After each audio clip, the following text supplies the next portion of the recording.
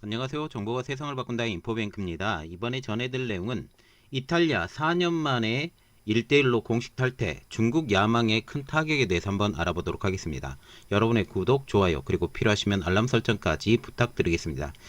지금 전체적인 분위기로 볼 때 이탈리아가 1대1로를 공식적으로 탈퇴했다라는 소식이 나오고 있어서 이러한 내용들이 절대적으로 중국에 불리하다. 왜냐하면 중국과 같은 경우는 1대1을 통해서 세계 경제를 휘잡으려고 했는데 이게 불가능하게 되었다라고 볼 수가 있게 되는 거죠. 한번 내용을 시작을 해보도록 하겠습니다.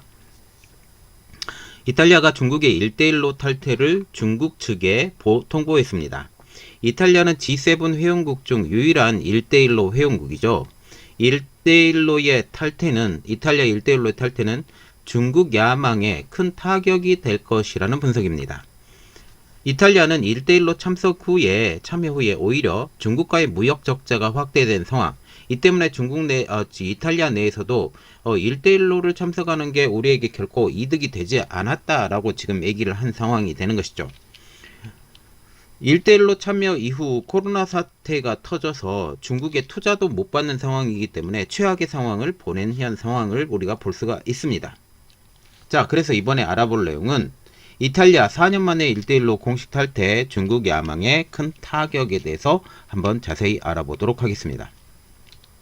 이번에 알아볼 내용은 1대1로 탈퇴 선언한 이탈리아부터 알아보도록 하겠습니다. 코이레 델라 세라 이탈리아 일간지는 지난 6일 이렇게 말을 했죠. 이탈리아 정부는 지난 3일 중국 정부에 1대1로 협정을 갱신하지 않겠다라는 내용의 공식 서한을 전달했다라고 말을 했습니다. 이와 관련 양국은 아직까지 공식적인 입장은 발표치 않죠. 중국 입장에서 쉽게 발표하지 못하고 이탈리아 입장에서도 중국이 나서지 않은데 쉽게 발표는 못하는 상황으로 볼 수가 있습니다. 우리가 봐야 되는 것은 이탈리아가 1대1로에 참여한 유일한 G7 국가라는 사실이죠. 이탈리아는 주요 7개국인 G7 중 1대1로 사업에 참여한 유일한 국가입니다. 4년 전 2019년 주세페 콘테 당시 총리는 시진핑 국가주석의 국빈 방문을 계기로 1대1로 참여를 공식화합니다. 두 정상은 당시 에너지, 항만, 항공, 우주 등의 분야에서 민관 협력을 강화하는 내용의 양해각서를 체결하죠. 그런데 이게 거의 쓰레기처럼 되는 것입니다. 해당 협정은 5년 단위로 갱신되며 내년 3월에 자동적으로 연장될 예정이었죠. 갱신하지 않으려면 3개월 전인 오는 22일까지 탈퇴 의사를 통보해야 됐고 이것에 따라서 이번에 시간이 다 되어서 탈퇴를 선언을 한 것입니다. 그러면 1대1로란 무엇일까요? 1대1로는 중국에서 시작되어서 지금 유럽까지 관통하는 시 주석의 상징격인 대외 전략이라고 불릴 수 있죠. 중국을 중심으로 서쪽으로 육해상 벨트를 연결해서 미국으로부터 영향을 받지 않는 무역과 에너지 공급망을 구축한다는 게 큰 줄기입니다. 중국에서 출발해 서쪽 끝에 차지하는 유럽은 1대1로의 종착지이자 주요 시장으로 매우 중요한 적이고 이 종착지로 잡았던 것은 바로 영국이 되는 것이죠. 중국은 외화가 바닥난 1대1로 참여국을 대상으로 금융 지원을 확대했는데 서방 국가들은 이러한 금융 지원 자체가 부채 함정의 외교라고 비판하고 나서고 있습니다. 그리고 이탈리아 내에서도 1대1로에 대한 반대 여론이 일어났는데요. 실익이 크지 않다라고 비판을 한 것입니다. 대중국 수출액을 늘리는데 크게 도움이 되지 않는다라는 것인데요. 로이터는 지난해 대중국 수출액은 164억 유로로 2019년 130억 유로보다 26%가 늘어났지만 1대1로 미가입국인 프랑스, 독일의 대중 수출액보다는 작았다라고 비판을 했습니다. 지금 1대1로 참여했는데 오히려 프랑스와 독일보다는 더 못했다라는 그런 이야기죠. 중국의 이탈리아 수출액은 지난해 575억 유로로 2019년 317억 유로에 비해서 80%가 넘게 급증을 했습니다. 그래서 수출액이 급증한 것에 비해서 지금 수입액의 급증도 상당 부분 이루어졌다라는 것이죠.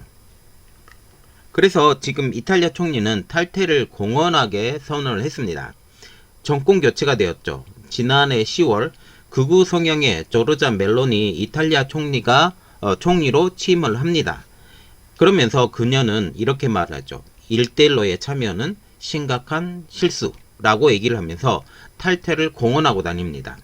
그리고 안토니아 타야니 이탈리아 부총리 겸 외무부 장관은 또 이런 말을 하죠.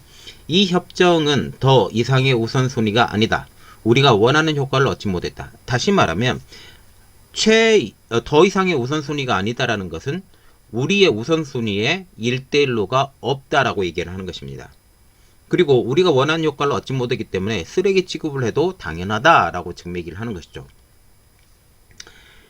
지금 이탈리아 1대1로의 탈퇴에 대해서 여러 가지 이야기가 나오고 있는데 미국의 압박이 주도적이었다라는 그런 이야기가 나오고 있습니다. 스테파노 스테파니 전 나토 주재 이탈리아 대사는 파이낸셜 타임즈와의 인터뷰에서 협정 체결 당시 이탈리아 정부는 이 협약의 지정학적 연관성을 과소평가했다. G7 공식적인 정책인 디리스킹이다. 미국은 현 이탈리아 정부의 1대1로 참여와 G7 내 이탈리아 지위가 양립할 수 없다는 점을 분명히 했다. 우리가 여기서 느껴야 되는 것은 바로 이겁니다. 미국의 정책에 따를래 중국의 정책에 따를래. 미국의 정책은 지금 디리스킹을 하는 것이고 디커플링에서 한 단계 낮은 디리스킹을 하는 것이고 너희들이 따르고 싶어하면 따라도 좋다. 그러나 중국과 양립할 수는 없다라고 지금 메일을 하는 거죠. 지금 이탈리아 총리가 바뀌면서 공공연하게 그 1대1로 탈퇴를 얘기했는데 이탈리아가 고심하는 부분은 바로 이거예요. 보복의 최소화. 그래서 이번에 보복의 최소화에 대해서 지금 이야기를 하는데 그 가장 큰 이유는 중국의 국제적인 위상 때문입니다. 중국은 많은 부분에 대해서 수입하는 업체이기 때문이죠. 이탈리아 입장에서 중국은 자신들이 소속된 유럽 연합을 제외하면 미국 다음으로 큰 교역 상대국이 바로 중국입니다. 그리고 이탈리아 정부 소식통은 로이터를 통해서 이렇게 얘기를 하죠. 우리가 더는 1대1로 협정에 참여하지 않더라도 중국과 우수한 관계를 유지할 것. 다시 말하면 우리가 1대1로 않는다 할지라도 중국과의 관계는 계속적으로 잘 유지하고 싶다라고 얘기를 하는 것이죠. 다른 G7 국가들은 1대1로에 참여한 적이 없음에도 우리보다 더 중국과 긴밀한 관계를 맺고 있다라고 한 단계 톤 다운된 이야기를 하고 있습니다. 중국도 지금 이탈리아가 1대1로를 참여를 철회하는 것을 방지하기 위해서 최선을 다한 내용이죠. 중국은 이탈리아의 참여를 계속적으로 유지하기 위해서 설득의 총력을 했습니다. 지난 9월에는 타야니 장관을 베이징에 초대했지만 결국 설득에 실패했죠. 그러면 이번 이탈리아 1대1로 탈퇴에 대한 여러 반응을 한번 보도록 하겠습니다. 블룸버그는 지난 6일 이탈리아가 대규모 투자 프로그램을 확대하려는 중국의 야망에 새로운 타격을 입혔다. 결국 여기서 눈여겨봐야 될 것은 중국의 야망에 대한 새로운 타격이라고 볼 수가 있는 거죠. 로아 바킨 로디온 그룹 애널리스트는 지금 특히 로디온 그룹과 같은 경우는 중국 관련 연구기관인데 여기서 무슨 말을 했느냐. 유럽과의 관계에 있어서 중국이 가장 최근 겪은 좌절이라고 말을 하면서 이번 이탈리아의 1대1로의 탈퇴, 이것은 중국에게 지금 시련이라는 그런 이야기입니다. 니케이 아시아는 이렇게 얘기를 했죠. 이번 소식은 중국과 EU 정상회담 개최 하루 전에 나왔다는 점이 시 주석을 곤혹스럽게 만들 것이라고 얘기를 했습니다. 이 시점이 굉장히 중요했는데요. 결국 EU 정상회담 바로 전에 지금 이러한 이야기가 나오면서 중국이 탈출로가 사실상 붕괴가 되었다라는 그런 분석이죠. EU와 중국의 정상회담은 7일 베이징에서 열리고 지금 현재 열리고 있는 상황입니다.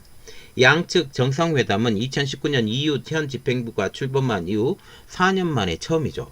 특히 코로나19 때문에 지금 양측의 회담을 할 수가 없었는데 드디어 회담을 하게 되었는데 이게 갈등이 심하다라는 거죠.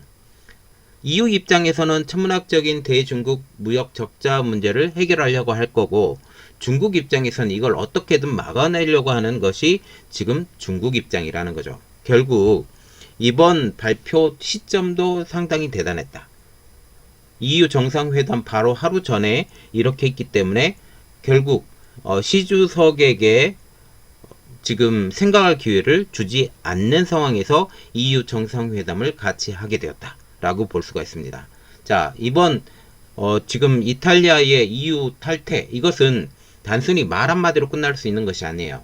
결국 유럽 내에서의 중국의 위상 격하, 이렇게 볼 수가 있는 것이죠. 자, 이 내용들이 어떤 것으로 한꺼번에 연결이 되는지 한번 같이 지켜보도록 하겠습니다. 이번 내용은 여기까지 했고요. 저희 내용이 여러분들에게 도움이 됐다라고 생각을 하시면 구독, 좋아요, 그리고 필요하시면 알람 설정까지 부탁드리겠습니다. 감사합니다.